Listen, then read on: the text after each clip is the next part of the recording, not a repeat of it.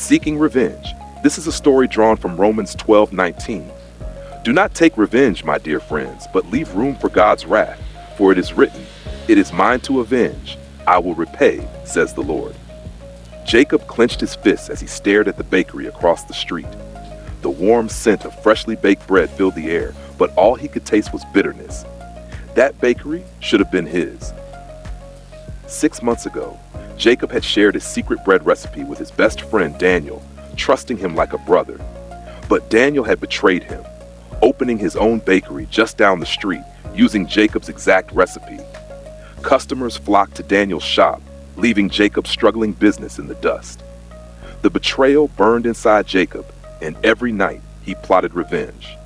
He thought about spreading rumors, reporting Daniel to the authorities, or even sabotaging his shop. He wanted Daniel to suffer the way he had. One evening, as Jacob sat in his empty bakery, his grandmother walked in. She saw the anger in his eyes and placed a gentle hand on his shoulder. "My son," she said softly, "I know what Daniel did was wrong, but revenge is a fire that burns the one who holds it." Do you remember what the Bible says in Romans 12:19? Jacob frowned.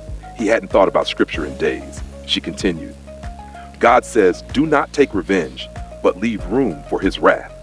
Trust that he will deal with Daniel in his own time." Jacob sighed. "But it's not fair, Grandma. He stole from me and is getting away with it." She smiled knowingly. God sees everything. Instead of filling your heart with anger, fill it with goodness. Keep baking. Serve people with love. Let God handle the rest. Jacob hesitated but decided to listen. He poured his energy into perfecting his recipes, improving his service, and trusting God. Weeks passed and something unexpected happened. Customers started returning. They missed Jacob's kindness and the personal touch he put into every loaf. One day, Jacob was locking up when he saw Daniel walking toward him. His former friend looked weary.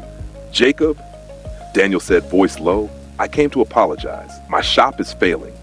I thought I could succeed by taking shortcuts, but I was wrong. Can you forgive me?" A part of Jacob wanted to say no, but then he remembered Romans 12:19. God had handled it, just as he promised. Jacob nodded. "I forgive you, Daniel." That night, as he baked bread, his heart felt lighter than it had in months. Conclusion. This story reminds us that revenge may feel satisfying in the moment, but it poisons our hearts. God calls us to trust him to handle injustice. When we leave room for his justice, we find peace beyond what revenge can give. If you enjoyed this story, don't forget to like, subscribe, and turn on the bell notification so you never miss our next inspiring video.